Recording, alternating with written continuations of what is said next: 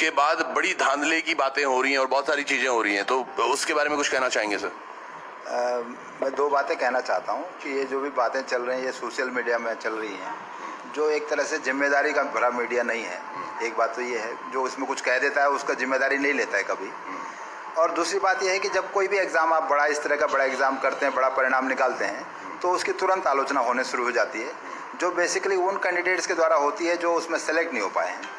वो इसका कारण एक फ्रस्ट्रेशन हो सकता है या कुछ इंटरेस्टेड पार्टीज उसमें हो सकती हैं जो इस तरह की बातों को हवा देती हैं। तो इस तरह का जो आलोचना है वो हर परीक्षा में आती है और वो बेसिकली कुछ ज़्यादातर उनमें कोई तथ्य नहीं होता है। एक बाहर जो सहायक लेखाकार के कुछ बच्चे इकट्ठा हो रखे हैं, उनको ये डर है कि कहीं सहायक लेखाकार की परीक्षा रद्द ना हो जाए। बहुत मेहनत करी है उन्होंने, वो अभी मैठाणी जी से मिलके भी गए हैं, उस पर क्या कहना चाह रहे हैं? अभी तक उसको रद्द करने का कोई भी निर्णय नहीं हुआ या किसी भी तरह का कोई निर्णय अभी तक नहीं हुआ है और उसको हम कमीशन में बाकायदा रखेंगे। और वो ऐसे सब बातें, एक परीक्षा का निरस्तीकरण एक बड़ा मुद्दा है, कोई छोटा मुद्दा नहीं कि एक आदमी उसमें डिसीजन कर ले या कमीशन में इस तरह से डिसीजन हो जाए। पूरा आयोग बैठकर उसमें पूरे विचार विमर्श के साथ और तथ्यों के साथ डिसीजन करेगा, क्योंकि आप जानते हैं कि आयोग का छोटे से छोटा निर्णय भी जुडिशियल रिव्यू में जाता है। हर एक हम 442 रेट हमारे पास अब तक आ चुके हैं, तो हम जो डिसीजन ले रहे हैं वो जुडिशियल रिव्यू में जाता है, तो वो सारे डिसीजन रिस्पॉन्सिबिलिटी से होते हैं और जब तक कोई डिसीजन नहीं हो जाता तो ये कहना उचित नहीं है कि उसे निरस्त किया जा रहा है। सर सबसे बड़ा सवाल एक ये उठ रहा है कि जब उत्तराखंड जो लोक सेवा जो आयोग है 2.5 लाख बच्चों की परीक्षा एक शिफ्ट में करा सकता है, तो यूके SSSC क्यों एक शिफ्ट में परीक्षा नहीं करा पा रहा है? नॉर्मलाइजेशन जो आप करवा रहे हैं, क्योंकि बच्चे कह रहे हैं कि इसमें समझ नहीं पा रहे हैं कि जिस बच्चे के जिसके नंबर है किसी का कम हो रहे हैं किसी के बढ़ रहे हैं, इसमें समझ नहीं पा रहे हो, असमंजस में बच्चे, तो एक शिफ्ट में क्यों नहीं हो पा रहा है ये सब चीज़ें? आप UKSSC को UKPSC से कंपेयर ऐसे ही कर रहे हैं जैसे कांच का गिलास और स्टील का गिलास। बेसिक बात यह है कि हमारा जो रिजल्ट होता है वो एक ही परीक्षा से होता है। UKSSC के पास 3 चरण है परीक्षाओं के एक सिलेक्शन में, प्री एग्ज़ाम है, मेंस एग्ज़ाम है और फिर इंटरव्यू है। इसलिए हमारा एग्ज़ाम जो सिंगल एग्ज़ाम है बहुत हाई स्टेक एग्ज़ाम है। दूसरी बात, जो अरेंजमेंट कर रहे हैं अभी वो शायद UKPSC भी नहीं कर रहा है, क्योंकि हमारा सिंगल एग्ज़ाम है, जैमर हम लगा रहे हैं, बायोमेट्रिक हम हर एग्ज़ाम में कर रहे हैं, हर एक आदमी के हर लेवल पर कर रहे हैं। और उसके लिए आपको ये ऐसा सेंटर नहीं चुन सकते रीजनल या जो ऐसा सेंसिटिव एरिया नहीं चुन सकते जो वही एग्ज़ाम ख़राब हो जाए। अगर 3 लाख बच्चों ने एक एग्ज़ाम दिया है और वो ख़राब हो गया तो आपको कम से कम सरकार को 7 करोड़ की इस पर व्यय आता है। तो बहुत सारी सेंसिटिविटी हम UKPSC से आप हमारी तुलना करेंगे तो वो शायद उचित नहीं है। तो नॉर्मलाइजेशन का प्रावधान क्यों है? ऐसा नहीं हो सकता है कि इस प्रकार के एग्जाम हम करें कि इसमें नॉर्मलाइजेशन की जरूरत ही ना पड़े? जब भी कोई एग्ज़ाम एक शिफ्ट से ज़्यादा जाएगा, जो कि जाएगा, अभी तो आप 2.5 लाख का एग्ज़ाम करा रहे हैं, कल 4 लाख फॉर्म आ सकते हैं, 3 लाख तो पहुँचने वाले हैं, तो उसने अल्टीमेटली शिफ्ट में होना है। तो नॉर्मलाइजेशन से आप भाग पाएंगे ऐसा संभव है नहीं। नज़दीकी आपको कोई भी एग्ज़ाम ऐसा मिलेगा जब 6-6 लाख फॉर्म आएंगे, तब आप क्या करेंगे? तो नॉर्मलाइजेशन तो जब भी एक शिफ्ट, क्योंकि तब आप मेरे पास ज़्यादा शिकायत लेके आएंगे जब 3 शिफ्ट में से एक ही शिफ्ट से सब बच्चे निकल जाएंगे। तो इसलिए नॉर्मलाइजेशन है कि जो पेपर हो गया है उसके बाद उसके कठिन और इजी का रिस्पांस के आधार पे, पेपर होने के आधार पे रिस्पांस तय हो जाए और जो कठिन पेपर हुआ है उसमें बच्चों को थोड़ा एक्स्ट्रा मार्क मिलता है, जो सरल पेपर हुआ है उसमें थोड़ा सा मार्क्स उनका घटता है, सरल हुआ है उसमें बढ़ता है और कठिन में थोड़ा घटता है। तो यही नॉर्मलाइजेशन जो बहुत ज़रूरी है, अदरवाइज एक ही बैच से निकलेंगे तब आप शायद ज़्यादा शिकायत लेके हमारे पास आएंगे। अच्छा सर, अब की बार भी देखा गया कि 12 से अधिक क्वेश्चंस गलत थे जिनको बाद में डिलीट कर दिया गया। ऐसा क्यों होता है सर? पीछे भी एक पेपर था तो उसमें 332 प्रश्न गलत थे और फिर उनको डिलीट किया जाता है कहीं ना कहीं ये, और जब पेपर में रखने के बाद उन पर आपत्ति है ना, वो एक आयोग जो है जो विषय विशेषज्ञ हैं उनकी राय लेते हैं और उनकी राय पे ही जो डिसीजन होता है वो लिया जाता है। जो जब पेपर हम आपत्ति प्राप्त करते हैं एग्जाम में रखने के बाद क्वेश्चन को, तो हर आपत्ति को 3 सब्जेक्ट एक्सपर्ट देखते हैं। जो राय देंगे, अगर वो समझते हैं कि प्रश्न इसको हटाने लायक है, डिलीट करने लायक, तो वो डिलीट होता है। जिसमें की चेंज है, माने ऑप्शन चेंज हो गया तो वो ऑप्शन चेंज किया जाता है। तो वो अक्रॉस द एग्जाम एक ही है, ये नहीं है कि बंद दरोगा परीक्षा में ये हो गया। वो तो जब आलोचना हो जाती है तो प्रश्नों को भी उठा लिया जाता है, तो वो एक सही तथ्य नहीं है। और अक्रॉस द एग्जाम ये प्रक्रिया है और विशेषज्ञ आधारित प्रक्रिया है। ये आयोग का कोई इसमें डिस्कशन नहीं है, ना आयोग इसमें कोई योगदान करता है। नहीं, पर सर आयोग कहीं ना कहीं प्रश्न पत्र जब बनता है उसमें तो डिसीजन लेता होगा और वो कमेटी जो आप बोल रहे हैं बाद में चयनित होती है कि प्रश्न अच्छा है या गलत, अगर वो शुरुआत में ही हो जाए पहले पेपर देने से पहले ही, तो ये प्रश्न है कि प्रश्न गड़बड़ क्यों हो जाते हैं, ये आपका प्रश्न है। तो उसके बहुत सारे रीजन हैं। एक कि जो ज्ञान है, जो तथ्य हैं वो बदलते रहते हैं। कभी कभी सामान्य ज्ञान जैसे परीक्षाओं में क्या होता है कि व्यूज हो जाते हैं, एक किताब में एक व्यू है, दूसरी किताब में दूसरा व्यू है। आप उत्तराखंड के इतिहास में खासतौर से इसे देखेंगे कि जितने भी राइटर्स ने लिखे हैं उन्होंने अलग अलग फैक्ट्स लिखे हैं, तो उनके आधार पर चैलेंज होता है। तो इसलिए मैं कहता हूं कि उसको फिर 3 एक्सपर्ट देखते हैं। तो प्रश्नों की गड़बड़ी होना या प्रश्नों में आपत्ति आने का कारण होना, ये कभी कभी पाठ्य सामग्री बदलने से, राइटर के व्यूज बदलने से, ओवर द टाइम फैक्ट्स और तथ्य बदलने से, तो इसलिए आपत्ति का मौका दिया जाता है कि वो जो गड़बड़ी है वो भी ठीक हो सके। इससे जुड़ा हुआ सर एक सवाल मेरा ये भी है कि जैसे मैंने अभी अध्यक्ष साहब का भी इंटरव्यू लिया था, तो उनका ये कहना था कि जो कोचिंग सेंटर हैं अलग अलग, उसमें अलग अलग उनके उत्तर रहते हैं, तो इसमें बच्चे बड़े कंफ्यूज हैं कि बुक कौन सी पढ़ें और किसकी बुक पढ़ें, क्योंकि अभी जो आपने बता रहे हैं कि पर्सन अलग अलग हो जाते हैं। फॉरेस्ट गार्ड में सेम क्वेश्चन आ रखा था, वहाँ एक्सेप्ट हो गया, लेकिन अभी जो इसका वीडियो का एग्जाम हुआ उसमें वो एक्सेप्ट नहीं हो पाया। तो ये सब चीज़ें क्यों हो रही हैं? बेसिकली जैसा मैंने आपको बताया कि विशेषज्ञ आधारित है बुक्स, हम कोई बुक रिफर ही नहीं करते। आयोग कोई भी बुक फॉरेस्ट गार्ड में एक्सेप्ट हो गया वो सवाल, और अभी जो वीडियो का एग्जाम जो हुए थे उसमें एक्सेप्ट नहीं हो पाया यूके। अगर कोई आप कोई स्पेसिफिक प्रश्न हमें दिखाएंगे तो अल्टीमेटली हम भी उसे एक्सपर्ट राय ही लेंगे। तो बेसिक मसला यही है कि हम कोई किताब रिकमेंड नहीं करते कि आयोग कोई किताब रिकमेंड करके इस किताब से। आयोग बेसिकली एक पाठ्यक्रम रिकमेंड करता है, हर एग्जाम के लिए एक पाठ्यक्रम देता है ट्रांसपेरेंसी से, और वो पाठ्यक्रम से हम एग्जाम लेते हैं। एनसीईआरटी जहाँ एनसीईआरटी लागू है वहाँ एनसीईआरटी से, जहाँ स्टेट गवर्नमेंट में जो चल रहा है जैसे पॉलिटेक्निक का पाठ्यक्रम है उसको हम रखते हैं, जहाँ यूनिवर्सिटीज़ में हमारी चल रहा है उनको हम रखते हैं। तो उस हिसाब से हम एक पाठ्यक्रम देते हैं जो हमारे राज्य क्षेत्र में चल रहा है। तो हम बाकी बुक्स का रिकमेंडेशन हमारा काम नहीं है। बुक्स तो बच्चों को तैयार करनी है या विशेषज्ञों को रिफर करनी है, ये दोनों वहाँ है। चलिए एक प्रश्न सर, थोड़ा वीडियो पे आ जाते हैं दोबारा। जो अनियमितताएं आप बोल रहे हैं कि अनियमितताएं इस तरह से नहीं हुई हैं, नॉर्मलाइजेशन भी हुआ है, वो ठीक हुआ है या सभी तरीके से, लेकिन कई कतिपय, मैं आपको एक उदाहरण थोड़ी देर पहले भी बोल रहा था, कतिपय ऐसे भी रिजल्ट्स देखने को मिल रहे हैं कि आपके पड़ोस का एक बच्चा जिसको आप बचपन से देखते हुए आ रहे हैं और वो ना तो पढ़ने में अच्छा था और ना ही किसी और चीज में, लेकिन उसका वीडियो में सिलेक्शन हो जाता है और ऐसे कई टॉप पे बच्चे बैठे हुए हैं, तो उनके बारे में क्या कहेंगे सर आप? मैं एक बात क्लियर करूंगा कि आयोग किसी भी गड़बड़ी को खत्म करने के लिए और या कम करने के लिए प्रतिबद्ध है, और आयोग हर परीक्षा के परिणाम के बाद 15 दिन आपत्ति का समय देता है हर एक कैंडिडेट को।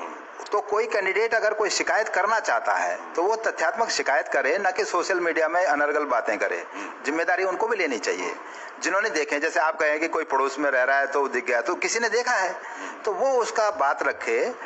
हम कहते हैं कि आपका सबका सहयोग चाहिए एग्जाम इंप्रूव करने के लिए, केवल आयोग ही एक पार्टी नहीं है, इसमें बहुत सारे पक्षकार, आप भी पक्षकार हैं, मीडिया भी एक पक्षकार है, बच्चे भी पक्षकार हैं, और उनको हम बार बार रेफरेंडम लेते हैं। आपने बहुत मौके हुए हैं जब हमने बच्चों से पूछा कि हमें ये करना चाहिए कि नहीं करना चाहिए। तो आयोग सबकी राय से काम कर रहा है और उनको मौका दे रहा है आपत्ति करने के लिए। तो वो ऐसी आपत्ति है तो तथ्यात्मक आपत्ति आयोग को दें, तो जरूर आयोग उसमें कार्रवाई। तो ये किस तरीके से दे सकते हैं सर, जो जिस किसी को देना होगा वो आपके पास किस तरह से, पत्र के माध्यम से या फिर? पत्र के माध्यम से दे सकते हैं, हमारा ईमेल हर बच्चे को मालूम है, ईमेल पर दे सकते हैं, तो वो दोनों माध्यम से हमें दे सकते हैं। अभी तक कितनी आपत्ति इस वीडियो वाले मामले की आप तक पहुंची है बटोर जी? अभी 6-7 आपत्तियां मिली हैं, वो ज्यादातर प्रश्नों से रिलेटेड हैं। जैसे आपत्तियां आपने उठाई वो नहीं है, पर प्रश्नों की आपत्ति जैसा मैंने बताया कि वो विषय के आधारित मसला है। तो जो अगर, और उसका मौका एक बार मिलता है, अगर बार बार आप ये प्रोसेस नहीं कर सकते, अदरवाइज अभी आपने इनका ले लिया, चेंज हो गया, फिर दूसरे को कहेंगे कि ये चेंज आपने गलत कर दिया, तो एंडलेस भी ये प्रोसेस नहीं रखा जा सकता, अदरवाइज हम रिजल्ट ही नहीं निकाल पाएंगे। तो इसलिए वो एक बार हो चुका है, तो वो जो अगर एक्सपर्ट्स ने उसे देखा है तो हम उनको बता देंगे कि भाई इसमें एक्सपर्ट की राय। तो इसमें आपत्ति के लिए कोई समय सीमा निर्धारित की हुई है कि इतने समय तक आपत्ति लेंगे, जिसकी भी कोई आपत्ति हो इतने तारीख तक दे दें, उसके बाद नहीं ले पाएंगे? जिस दिन हमने रिजल्ट निकाला है उसके 15 दिन तक का समय हम सब रिजल्ट्स में देते हैं।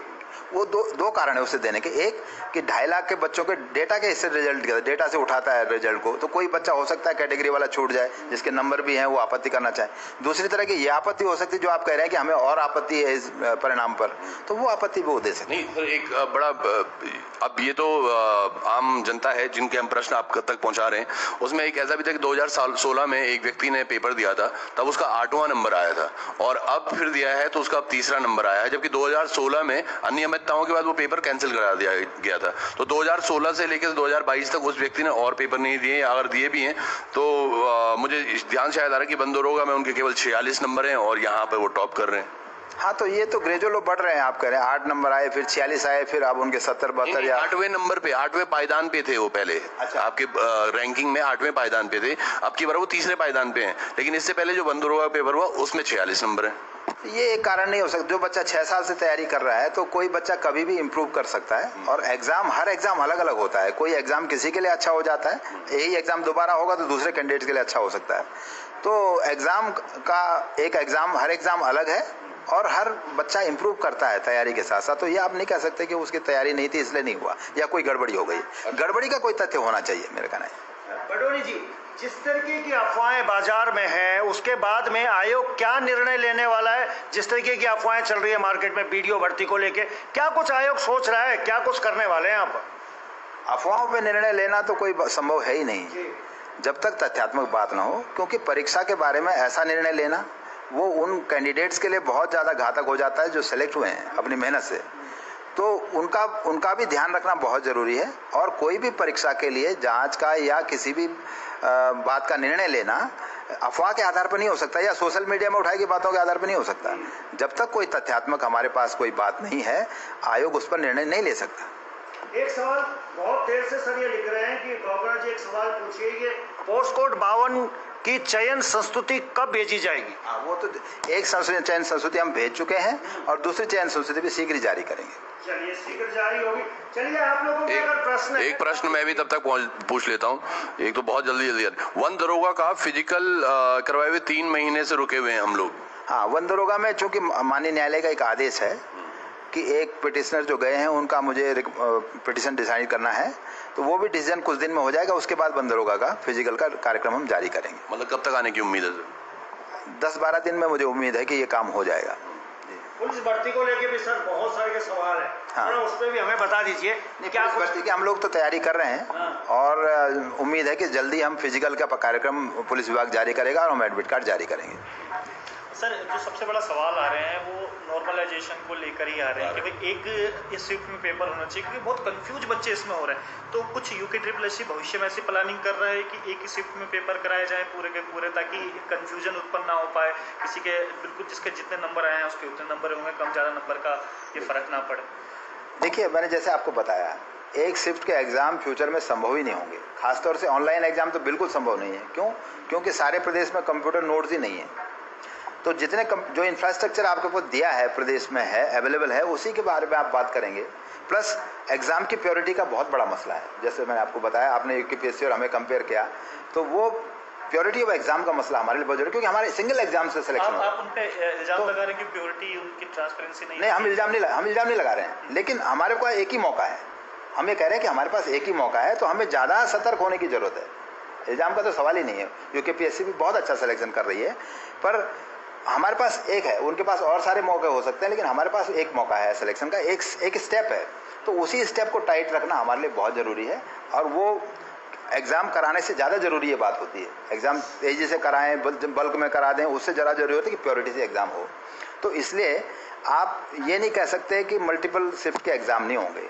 मल्टीपल शिफ्ट के एग्ज़ाम होंगे और उनमें नॉर्मलाइजेशन होगा। हाँ, अब नॉर्मलाइजेशन बच्चे रेलवे का भी एग्ज़ाम दे रहे हैं, एसएससी का भी एग्जाम दे रहे हैं, जिसमें 100 शिफ्ट होती हैं। तो वो बता सकते हैं हमें कि वहाँ के फॉर्मूला और हमारे फॉर्मूला में क्या फ़र्क हो रहा है, क्या उन्हें इससे कोई दिक्कत है। अगर कोई दिक्कत नहीं है तो जो सिद्धांत पूरे भारत में चल रहा है वो सिद्धांत यहाँ भी चलेगा और चलना चाहिए। इसको कोई बच्चों को भी स्वीकार करना चाहिए, इसमें कोई मैं गलती नहीं समझता हूँ। सहायक लेखाकार को लेकर बहुत सारे के बच्चे लिख रहे हैं सर, इसके परिणाम कब जारी होंगे?